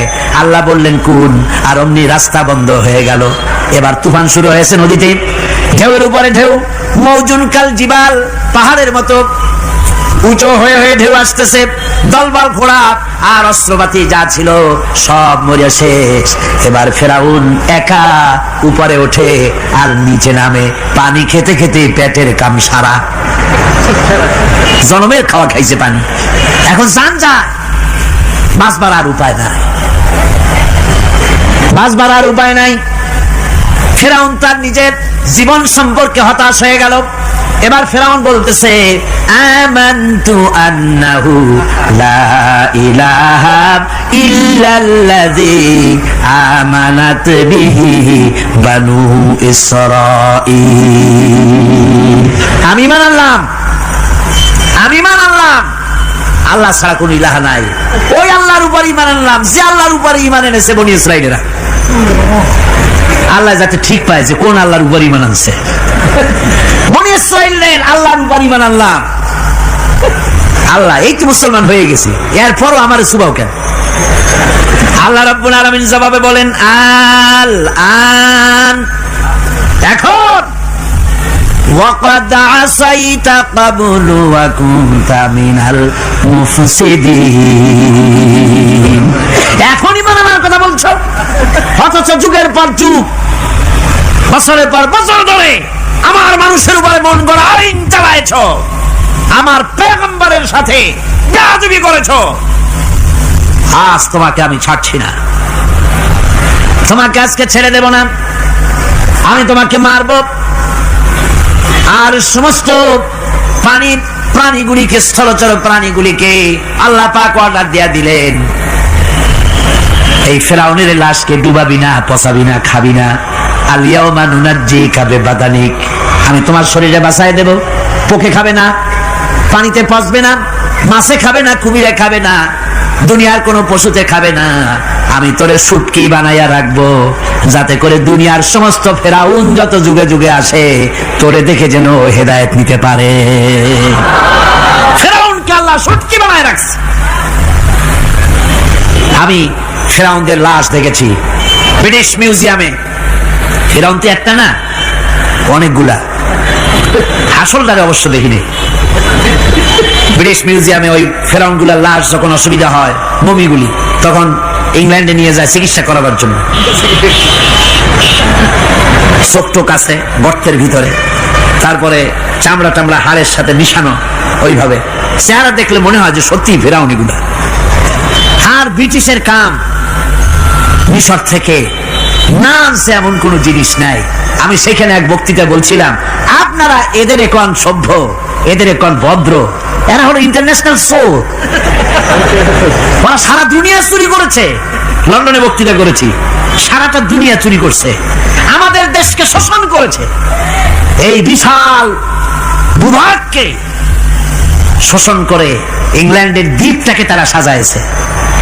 তারা ময়ূর সিংহাসনের, শাহজাহানের ময়ূর সিংহাসনের ময়ূরের বাম চোখে কোহিনূর মণি লাগাইছিলেন। শাহজাহান ময়ূরের ডান চোখে কোহিনূর মণি লাগায় নাই। কোহিনূর মণির অনেক দাম, আমি দেখে এসেছি মণি। এখন সেটা কুইন এলিজাবেথের মুকুটে শোভা পাচ্ছে। সেই মণি এমনি বলে প্রবাদে 7 রাজার ধন 1 মাণিক্য, বলেন এরকম অনেক দাম। শাহজাহান দেখালেন, আমি মুসলমান, আমার কাছে এটার দাম নাই, এই জন্য ময়ূরের ডান চোখে লাগালাম না, বাম চোখে লাগাই দিলাম। এইটারে চুরি করছে। তারপরে মিশর থেকে, মিশরের মমি চুরি করেছে, জুতা চুরি করছে, ছাতি চুরি করছে, পিসা চুরি করেছে। আমি বললাম এগুলা কি ভদ্রলোক নাকি? এরা জুতা চোর, পিসা চোর, লাঠি চোর, সব চুরি করেছে। যাই দেখেন ব্রিটিশ মিউজিয়ামের মধ্যে সব দুনিয়ার চুরি করা জিনিস নিয়ে তারা মানুষকে দেখাইয়া পয়সা অর্জন করছে। টিপু সুলতানের তরবারিটা পর্যন্ত চুরি করেছে। আজ পর্যন্ত ব্রিটিশ মিউজিয়ামে টিপু সুলতানের তরবারিটা আছে, আমি তরবারিটা দেখে এসেছি। আমার বন্ধুগণ, বলতেছিলাম যে পৃথিবীতে আল্লাহ রাব্বুল আলামিন নবীরা তাদের চরিত্র দিয়ে বিপদের মোকাবেলা করে, দুনিয়ার সামনে কঠিন বিপদের মোকাবেলা করে অবিচলতা, দৃঢ়তা দেখায় গেছেন যে কেমন করে এই পৃথিবীতে বিপদের সামনে মোকাবেলা করতে হয়। ধৈর্য ধরতে হবে, বিপদ আসবে পাহাড় সমান হয়ে, আপনাকে ধৈর্য ধারণ করতে হবে সেভাবে বুক বেঁধে।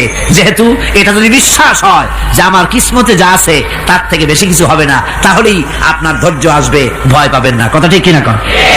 এবারে হযরত হুদ আলাইহিস সালাম সম্পর্কে আল্লাহ রাব্বুল আলামিন বলেন, হযরতে হুদকে যখন ষড়যন্ত্র হলো, কাফির বেঈমানেরা তাকে মেরে ফেলার জন্য যখন সরকারি ষড়যন্ত্রে লিপ্ত হয়ে গেল, হযরতে হুদ সমাজের এই চ্যালেঞ্জের মোকাবেলা করলেন।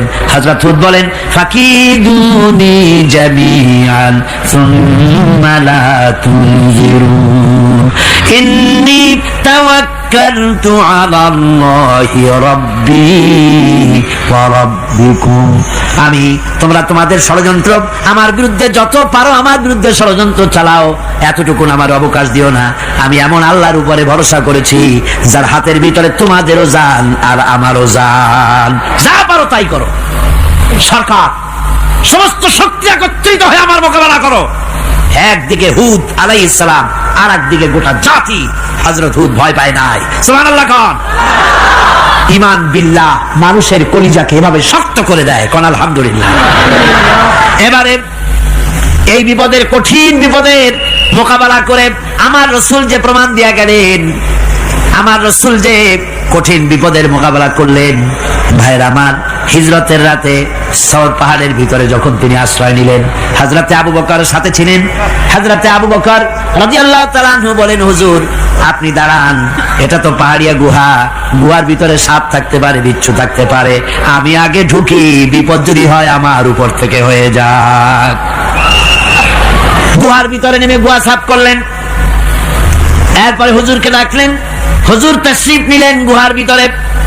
এরপরে হুজুর বললেন, আবু বকর পাহাড়ে হেঁটে হেঁটে 2-3টা পাহাড় পাড়ি দিয়া যাওয়া লাগে সোর পাহাড়ে। মদিনার সোজা রাস্তা হুজুর ধরেন নাই, মেসফালার পথ দিয়া জাবালে খেদোয়ার উপর দিয়া 3টা পাহাড় পাড়ি দিয়া তারপরে হুজুর গেলেন সোর পাহাড়ে। গুহার ভিতরে হুজুর তাশরীফ নিলেন। বললেন, আবু বকর তুমি বসো, তোমার উরুর উপরে মাথা রেখে আমি একটু আরাম করি। হযরতে আবু বকর বসলেন, হুজুর তার উরুর উপরে মাথা রেখে ঘুমায় গেলেন। আর এরপরে কাফির বেঈমানেরা তালাশ করতে করতে কাফেররা এসে গেল পায়ের চিহ্ন দেখে দেখে গর্তের কাছে। হযরত আবু বকর ভয়তে কেঁদে ফেললেন, আরে আর তো উপায় নাই, এবার তো ধরা পড়ে গেছি, এবার নবীজিকে মেরে ফেলে দেবে।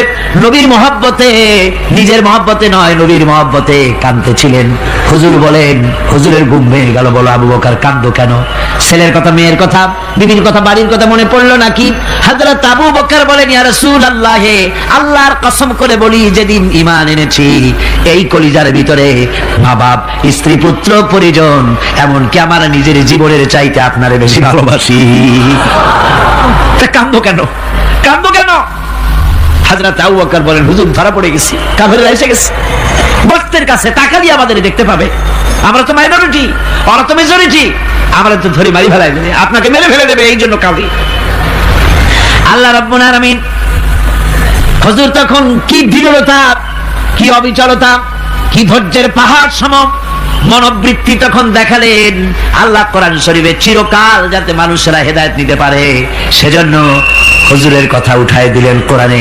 আল্লাহ পাক বলেন, ইযহুমা ফিল গার ইয ইয়াকুলু লিসাহিবিহি লা তাহজান ইন্নাল্লাহা মা'ানা। ও বন্ধু, ভয় পেও না, আল্লাহ আমাদের সাথে আছেন। সুবহানাল্লাহ। আল্লাহ আমাদের সাথে আছেন, আমরা মাইনরিটি নই, আমরাই মেজরিটি। আল্লাহ আছে আমার সাথে, ভয় পাওয়ার কোনো কারণ নাই। সুবহানাল্লাহ। আল্লাহ পাক বলেন, فأنزل الله سكينته عليه وأيده بجنود لم تروها। আমি এদের অন্তরের ভিতরে আমি শান্তি নাজিল করে দিলাম, প্রশান্তি দিয়া দিলাম, আর আমি সাহায্য করলাম, আর এমন সব সৈন্য পাঠায় দিলাম যে সৈন্যগুলি তোমরা দেখতে পাও নাই। সুবহানাল্লাহি ওয়া বিহামদিহি। ভাইরা আমার, রাসূল করিম সাল্লাল্লাহু আলাইহি সাল্লাম এই বিপদের মাঝে, চরম বিপদের মাঝে অবিচলতা, দৃঢ়তা, কঠিন আত্মনির্ভরতা দেখিয়েছেন। এগুলি হলো ঈমানের ৫ম নম্বরের উপকারিতা। আল্লাহর প্রতি ঈমান আনলে এভাবে পাহাড় সম ঈমান মজবুত হয়ে যায়। জেলের পরোয়া করি না, ফাঁসির পরোয়া করি না, শহীদ হওয়ার পরোয়া করি না, মেরে ফেলে দেবে, উড়ায় দেবে, হত্যা করবে, পরোয়া করি না। পরোয়া করি কেবলমাত্র কাকে? জোরে বলেন কারে? এইরকম মুসলমান হাজার হাজার লাখ লাখ দরকার নাই, ৩১৩ জন যথেষ্ট। কয়জন যথেষ্ট? ৩১৩ জন যথেষ্ট। বদরে যারা জান দিয়ে, মাল দিয়ে দ্বীনকে প্রতিষ্ঠিত করেছিলেন, এরকম ৩১৩ জনই যথেষ্ট ছিল আল্লাহর দ্বীনকে কায়েম করার জন্য। যদি রক্ত দেওয়া লাগে তাহলে এই বিশাল জনসমুদ্রকে প্রশ্ন করি, ভয় পাবেন? রক্ত দিতে পারবেন? যদি জেলে যাওয়া লাগে যেতে পারবেন? যদি শহীদ হতে হয় তাও কি পারবেন? এই দৃঢ়তা, এই অবিচলতা, এই ঈমান, এই ধৈর্য শিক্ষা দেয়, এই উপকার করে ঈমান বিল্লাহ। আল্লাহর প্রতি ঈমান আনলে এভাবে পাহাড়ের মতো শক্ত হয়ে যায় কলিজা। কোন আলহামদুলিল্লাহ। আমার বন্ধুগণ, এবার আমি বলবো সর্বশেষ উপকারের কথাটা বলি, মোনাজাত ছেড়ে দেব। কয়টার কথা বলছিলাম? উপকার ৬টা। ৬টা উপকারের কথা বলেছি। অনেকগুলি বৈশিষ্ট্য, অনেকগুলি উপকারের মধ্যে আল্লাহর প্রতি ঈমানের ৬টা উপকারের কথা ৫টা বলা হয়ে গেছে। এবার ৬ষ্ঠ নম্বর এবং শেষ নম্বর, এটা হচ্ছে আল্লাহর প্রতি ঈমান আনলে পরে তার দ্বারা সবচাইতে বেশি ফায়দা পায় সমাজ এবং রাষ্ট্র। কোন আলহামদুলিল্লাহ, কোন আলহামদুলিল্লাহ। আল্লাহর প্রতি ঈমানের দ্বারা নৈতিক সংশোধন হয় এবং রাষ্ট্র আর সমাজ সবচাইতে বেশি উপকৃত হয়। কারণ হলো ঈমানদার ব্যক্তি আল্লাহর প্রতি যে ঈমান এনেছে, তার মনের মধ্যে ধারণা এটা হয়, আমার কোনো কাজ তো গোপন থাকে না। ইন্নাল্লাহা লা ইয়াখফা আলাইহি শাইউন ফিল আরদি ওয়ালা ফিস সামা। আল্লাহর কাছে গোপন বলতে কিছু নাই, আকাশেও নাই, জমিনেও নাই, কোনো কিছু গোপন নাই। সুতরাং আমি যা করি সব আল্লাহ দেখেন এবং শোনেন। এমনকি মানুষ যে কল্পনা করে, সে কল্পনাও আল্লাহ টের পায় না, নাকি? টের পায় কিনা? وَإِن تُبْدُوا مِنْ أَنفُسِكُمْ أَوْ تُخْفُوهُ يُحَاسِبُكُم بِهِ اللَّهُ। মনের ভিতরে যে কল্পনা করো, আল্লাহ পাক বলেন এই কল্পনারও হিসাব আমি রব্বুল আলামিন তোমার কাছ থেকে নেব। ফায়ুআযযিবু মান ইয়াশাউ, যারে খুশি শাস্তি দেব, আর যারে খুশি আমি maaf করে দেব। জোরে বলেন সুবহানাল্লাহ। ফায়াগফিরু লিমান ইয়াশা ওয়া ইউআযযিবু মান ইয়াশা, যারে খুশি maaf করব, যারে খুশি শাস্তি দেব, কল্পনারও হিসাব নেব। এই কথা মুমিনের যদি জানা থাকে তাহলে আর তার কোনো চিন্তা থাকে না, তার নৈতিক চরিত্র ভালো হয়ে যায়। কোন সুবহানাল্লাহ। মোনাজাতের কথা শুনে গতকাল বলছিলাম যে মোনাজাতের কথা শুনে যারা হাঁটে, আমি বুঝি না, আমার বুঝে আসে না যে এটা কেমন ধরনের নৈতিকতা। আপনি আপনার বিবেককে কি বুঝান? এই বিশাল জনসমুদ্র নিয়ে আল্লাহর কাছে হাত তুলবো, দোয়া করব, মোনাজাত করব, এই লোভ সম্বরণ করেন কি করে? আশ্চর্য কথা, আশ্চর্য কথা।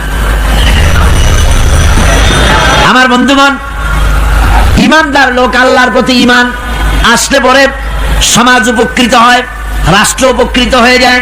যেহেতু বান্দা জানে আমি দায়িত্বহীন কোনো কথা বলতে পারবো না, দায়িত্বহীন কোনো কাজ করতে পারবো না। আল্লাহ পাক বলেছেন, মা ইয়ালফিযু মিন কাউলিন ইল্লা লাদাইহি রাকীবুন আতীদ। বান্দা এমন কোনো কথা বলে না যে কথা আমার ফেরেশতারা রেকর্ড করে না রাখে। কাজী মুমিন ব্যক্তি আল্লাহর ভয়তে দায়িত্বহীন কথা বলবে না। নির্বাচন আসতে পরে রাস্তা সোনা দিয়ে বান্দায় দেবো, এই করব সেই করব, না খাইয়া কেউ মরবেন না। আসে না নির্বাচনের সময় সেরাগালি বদনারা মঞ্চে দাঁড়িয়ে কত বড় বক্তৃতা করে, ভাইয়ের আমার, বোনের আমার, এবার আমার বোতল মার্কা বাক্স, আপনারা আমাকে ভোট দিয়ে দেশ এবং জাতির আরেকবার 12:30 বাজাইবার সুযোগ দিন। এবার ক্ষমতায় গেলে কেউ না খাইয়া মরবেন না, কিন্তু কি খাইয়া মরবে তাও বলে না। এর মানে ক্ষতি অর্থ হচ্ছে এই, ওরা যদি ক্ষমতায় যেতে পারে তাহলে বিষ খাইয়া হোক, গুলি খাইয়া হোক, কিছু না কিছু খেয়ে মরতে হবে। একেবারে খালি পেটে মরলে গ্যাস্ট্রিক হওয়ার সম্ভাবনা আছে।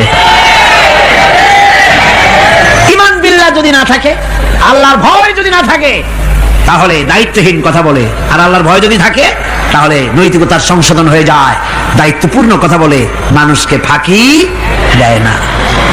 আমার বন্ধুগণ, আল্লাহ রাব্বুল আলামিন তার বান্দা যারা আল্লাহকে ভয় করে, সে ভয় করা বান্দাগুলির মনের মধ্যে এই চিন্তা এসে যায়, আমি যেখানে থাকি না কেন আল্লাহ আমাকে দেখতেছেন, শুনতেছেন। রাতে হোক দিনে হোক, যেখানে আছি আল্লাহ আমারে দেখতেছেন।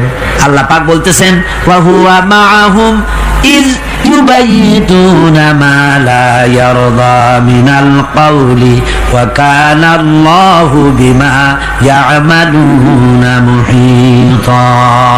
আল্লাহ পাক বলেন, আমি তো আমার বান্দার নিকটে তখনও থাকি যখন সে গোপনে গোপনে রাতের বেলায় আমার মর্জির খেলাফ পরামর্শ করে। আমার মর্জির খেলাফ পরামর্শ করতেছে রাত্রে, আমি তো তখনও কাছে থাকি, ওটা আমি শুনি। ঈমান যদি আসে তাহলে এই সব কাজ থেকে সে বিরত থাকে। সে যদি কম হয় সেখানেও আল্লাহ, বেশিও যদি হয় সেখানেও আল্লাহ। এমন কোন জায়গা আছে নাকি চিটাগংয়ে যেখানে আপনি একটা আকাম করবেন আর আল্লাহ টের পাবে না? কোন আছে নাকি? আচ্ছা, চট্টগ্রামে না থাকুক, বাংলাদেশের কোন জায়গা আছে নাকি? পার্বত্য চট্টগ্রামে যত পাহাড় আছে, উঁচু নিচে জায়গা আছে, ওই জায়গায় বোধহয় আছে নাকি? সারা পৃথিবীতে আছে কোথাও? আল্লাহকে ফাঁকি দেওয়ার জায়গা কোথাও? সব স্পষ্ট। আল্লাহ কি ঘুমায় নাকি? ঘুমায়? তার কাছে দিনও যায়, রাতও তাই। সমানে তিনি দেখতে পান, শুনতে পান, সবকিছু দেখতে পান, সবকিছু শুনতে পান। তাকে ফাঁকি দেওয়ার কোনো উপায় নেই। এই জন্য 6 নম্বরের উপকার যেটা হয় সেটা হলো সমাজ উপকৃত হয় ওই মানুষ দিয়ে যার মধ্যে ঈমান আছে। হযরত ওমর রাদিয়াল্লাহু তাআলা আনহু রাতের আধারে শেষ রাত্রে ঘুরতেছিলেন, দেখেন এক বাড়িতে কথা হচ্ছে, কথাবার্তার আওয়াজ পাওয়া যায়। মনে করলেন কোনো অসুখ বিসুখ নাকি। ঘরে গিয়ে কান পাচ্ছেন দেওয়ালের সাথে, শুনতে পাচ্ছেন ভিতরে বুড়ি মা তার মেয়েকে বলছে, মেয়ে ওঠ, উঠের দুধ দোয়াই নিয়ে আসছি, এর মধ্যে পানি মিশা, তারপরে সকালে বাজারে নিয়ে যা।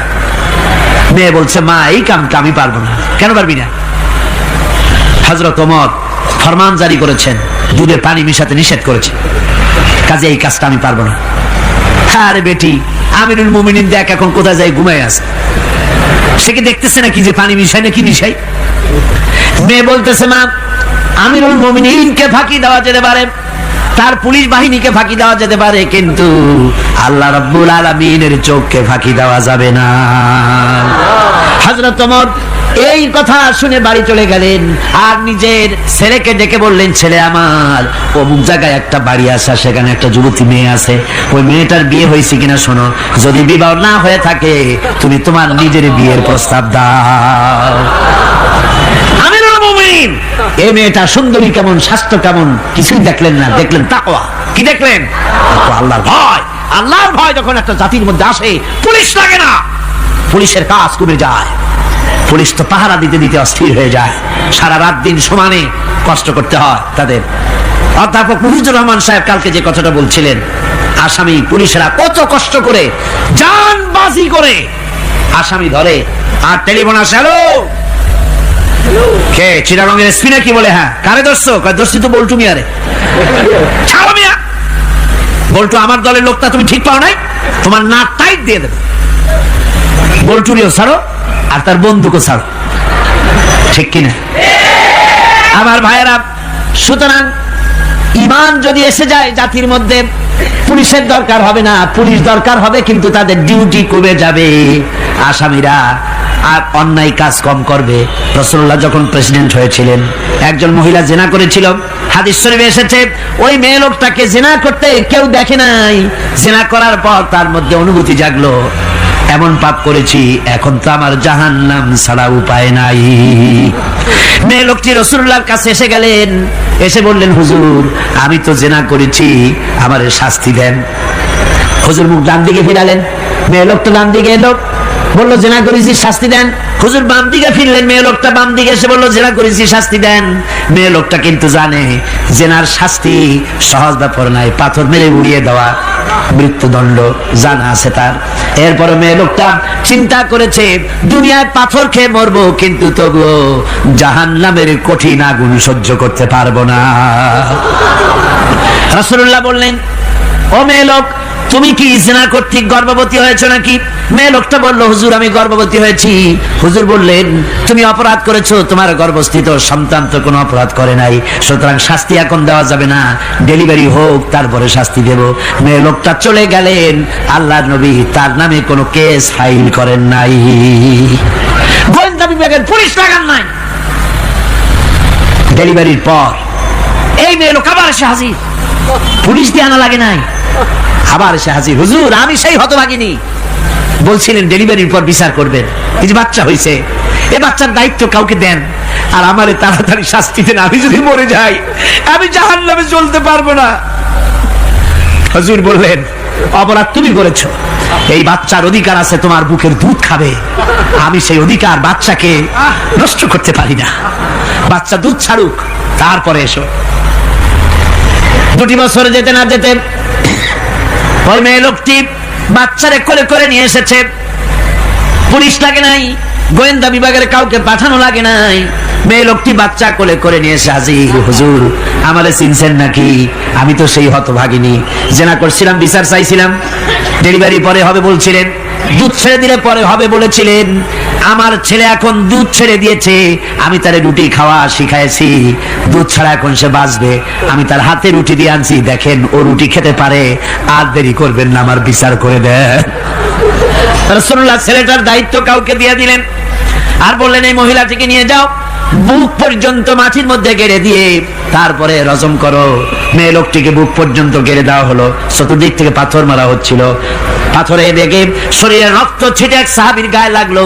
সাহাবী তারে গালি দিয়েছিলেন, হুজুর শুনে বললেন, সাহাবী গালি দিও না, এই মেয়ে লোকের তওবা আল্লাহর কাছে এত কবুল হয়ে গেছে, যদি এই তওবাকে ভাগ করে দেওয়া হয় গোটা মদিনাবাসীর নাজাতের জন্য তা যথেষ্ট হয়ে যাবে। সুবহানাল্লাহ। পুলিশ লাগে নাই, এমন সমাজ কায়েম হয়, ঈমান বিল্লাহ, আল্লাহর প্রতি ঈমান যদি এসে যায়, জাতির যদি রক্তে হলন্দ্রে রগে রেশায় যদি ঈমান এসে যায়, তাহলে পুলিশ বিডিআর আর্মি আরামে ঘুমাবে, তাদের জন্য পরিশ্রম হবে না, কষ্ট হবে না, অপরাধ প্রবণতা কমে যাবে, মানুষের অশান্তি কমে যাবে, শান্তির বন্যা প্রবাহিত হয়ে যাবে। সুবহানাল্লাহি ওয়া বিহামদিহি। এই জন্য রাসূলুল্লাহ বলেছিলেন, খায়রুল কুরুনি কারনি, সর্বশ্রেষ্ঠ যুগ কার যুগ? জোরে বলেন না, সর্বশ্রেষ্ঠ যুগ কার যুগ? রাসূলুল্লাহর যুগ। জোরে কোন কার যুগ? রাসূলুল্লাহর যুগ। এই জন্য আমি আপনাদের খেদমত আরজ করতে চাই, ইসলাম এ ধরনের সীমারেখা ঠিক করে দিয়েছে, তিলকা হুদুদুল্লাহ ফালা তা'তাদুহা, এ হলো আল্লাহর সীমারেখা, এই সীমারেখাকে ভঙ্গ করো না, লঙ্ঘন করো না, আল্লাহর উপরে ঈমান পরিপূর্ণরূপে আনো এবং এই ঈমানের উপরে ভিত্তি করে নিজেদের জীবনকে পরিচালিত করো। এই ঈমান যদি জাতির ভিতরে এসে যায়, তাহলে বৈষয়িক জীবনে, দুনিয়ার জীবনে সত্যিকারের যদি শান্তি পেতে চাই, আল্লাহর উপরে ঈমান আনতে হবে। ইহকাল পরকালে যদি নাজাত পেতে চাই, আল্লাহর উপরে ঈমান আনতে হবে। আর আমরা আমাদের চিন্তা ভাবনায়, ওঠায় বসায়, চলায় ফেরায়, সর্বত্র আল্লাহর উপরে পরিপূর্ণ মাত্রায় ঈমানটা যদি এসে যায়, তাহলেই শান্তি, তাহলেই মুক্তি, গোটা সমাজ শান্তি পাবে, আমরা দুনিয়ায় আরাম পাবো, কিয়ামতে জাহান্নাম থেকে মুক্তি পাবো। জোরে কোন আমিন। أنفسنا وإن لم تغفر لنا وترحمنا لنكونن من الخاسرين ربنا لا تزغ قلوبنا بعد إذ هديتنا وهب لنا من لدنك رحمة إنك أنت الوهاب। আয় আল্লাহ তাআলা, লাখ জনতা নিয়ে, মা বোনদের নিয়ে তোমার দরবারে চট্টগ্রাম তাফসীরুল কোরআন মাহফিল আজকের এই প্রথম দিনে গুনাহগার কাঙ্গালের মতো তোমার দরবারে হাত তুলেছি। মেহেরবানি করে আমাদের আলোচনা দুরূদ ও সালামের সওয়াব জনাবে মুহাম্মদুর রাসূলুল্লাহ সাল্লাল্লাহু আলাইহি ওয়াসাল্লামের রূহ মুবারকে পৌঁছায় দাও। तमाम পৃথিবীর মাটির নিচে যত মুমিন মুমিনাত শুয়ে আছেন, আল্লাহ প্রত্যেকের রূহের পরে সওয়াব পৌঁছায় দাও। রব্বুল আলামিন, সারা জীবন গুনাহ করেছি, গুনাহ করে করে জীবনকে নষ্ট করে ফেলেছি। আল্লাহ তাআলা দয়া করে জিন্দেগীর সকল গুনাহ মাফ করে দাও রব্বুল আলামিন। আমাদের মা বাপ যাদের কবরে শুয়ে আছে, কবরগুলিকে জান্নাতের টুকরা বানায়া দাও। রব্বির হামহুমা কামা রব্বায়ানি সগীরা। সবাই পড়েন, রব্বির হামহুমা কামা রব্বায়ানি সগীরা। হে আল্লাহ তাআলা, এই মুহূর্তে মনে পড়লো এই তাফসীরের মাহফিল প্রতি বছর যিনি উদ্বোধন করতেন বাইতুস শরফের হযরত পীর সাহেব কেবলা, হযরত মাওলানা শাহ আব্দুল জব্বার সাহেব আমাদের থেকে বিদায় হয়ে গেছে। ওই সুন্দর চাঁদ মুখ আর তো আমরা দেখতে পাবো না। আল্লাহ তার কবরটাকে জান্নাতের টুকরা বানায়া দাও রব্বুল আলামিন।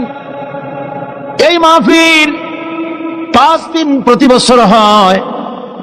আল্লাহ তাআলা 2 দিন থেকে মাহরুম হয়ে গেলাম যাদের কারণে।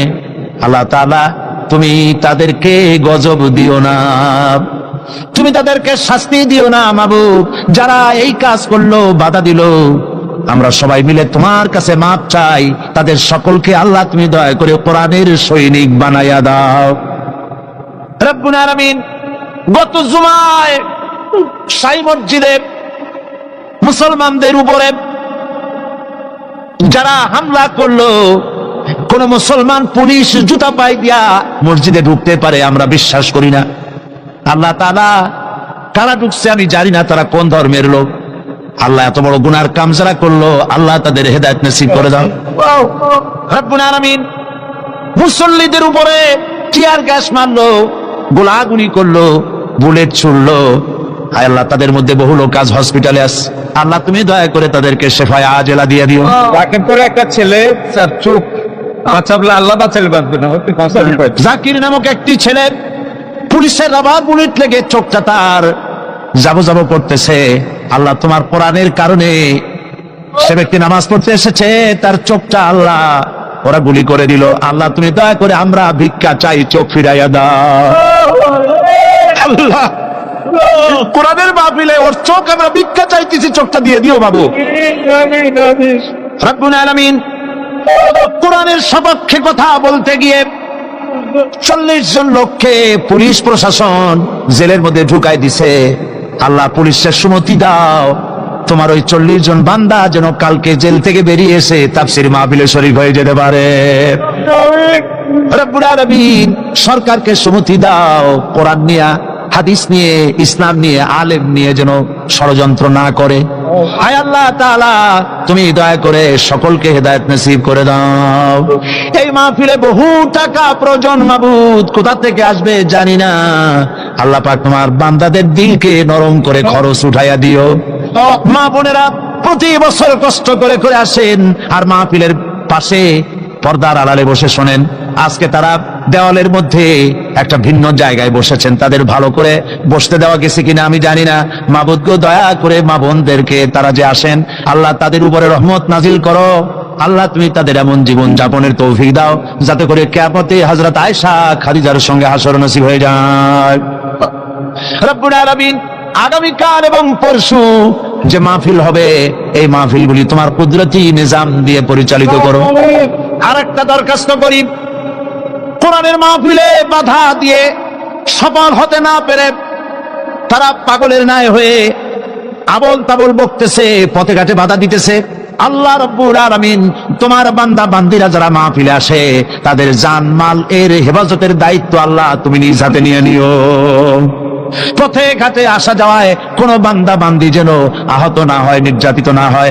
আল্লাহ যারা বাধা দিতে চেষ্টা করে ওদের কলজার মধ্যে জাহান্নামের ভয় ঢুকাইয়া দাও, ওদের কলজার ভিতরে মৃত্যুর ভয় ঢুকাইয়া দাও।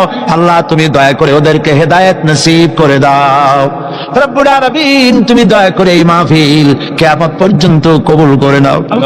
আরেকটা দোয়া করি, রব্বুল আলামিন আমি তোমার গোলাম, তোমার গোলামের মধ্যে, গোলামদের মধ্যে ছোট্ট গোলাম। আল্লাহ পাক আজ হোক কাল হোক আমাকে তুমি তোমার দরবারে নিয়ে নিবে, আমাকে বিদায় তো হতেই হবে। আল্লাহ পাক এই মাহফিল যেন শেষ না, এই মাহফিল রব্বুল আলামিন কিয়ামত পর্যন্ত যেন চলে। এই মাহফিল এই এলাকাবাসীর জন্য রহমত বরকতের জরিয়া বানায় দিও। লাখো মুসলমান নরনারী, দীর্ঘক্ষণ ধরে আমরা তোমার দ্বীনের কথা, কোরআনের কথা শুনেছি। আল্লাহ তাআলা মেহেরবানি করে সওয়াবটুকু জনাবে মুহাম্মদুর রাসূলুল্লাহ সাল্লাল্লাহু আলাইহি ওয়াসাল্লামের রূহ মুবারকে পৌঁছায় দাও। আমাদের মধ্য থেকে যাদের মা বাপ দুনিয়া থেকে বিদায় হয়ে গেছে, আল্লাহ দয়া করে কবরগুলিকে জান্নাতের টুকরায় পরিণত করে দাও। আমাদের বন্ধু বান্ধব, আত্মীয় স্বজন যার যা মারা গেছে প্রত্যেকের রুহের পরে সওয়াব পৌঁছায় দাও।